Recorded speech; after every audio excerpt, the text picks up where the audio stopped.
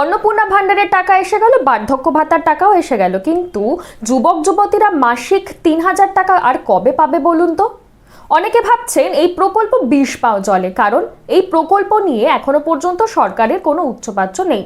যুবশক্তি ভরসা কার্ড প্রকল্প অনুযায়ী স্নাতক উত্তীর্ণ বেকার যুবক যুবতীরা মাসে 3,000 টাকা করে পাওয়ার কথা, এবং যারা স্নাতক নন কিন্তু তারা শিক্ষিত বেকার, তারাও মাসে 2,000 টাকা করে পাবেন। এই প্রকল্পের ঘোষণা করেছিলেন আগেই বিজেপি সরকার, প্রতিশ্রুতি দিয়েছিলেন ক্ষমতায় আসার আগে, এবং রাজ্য বাজেটে অর্থমন্ত্রী স্বপন দাশগুপ্ত তিনিও ঘোষণা করেছিলেন যে আগামী অক্টোবর মাস থেকে এই প্রকল্পের টাকা দেওয়া শুরু হবে। কিন্তু এই আবেদন প্রক্রিয়া কবে শুরু হবে এই প্রকল্পের জন্য সেইটা আপনাদের জানাবো। ভিডিওটি শেষ পর্যন্ত দেখুন এবং সঙ্গে থাকুন। যদি আশা করে থাকেন অক্টোবর মাস থেকেই আপনার অ্যাকাউন্টে যারা যুবক যুবতীরা বেকার অর্থাৎ স্নাতক পাশ করে বেকার রয়েছেন, তারা অক্টোবর মাস থেকেই 3,000 টাকা করকরে 3,000 টাকা ব্যাংক অ্যাকাউন্টে পেয়ে যাবেন, তাহলে কিন্তু ভুল ভাবছেন।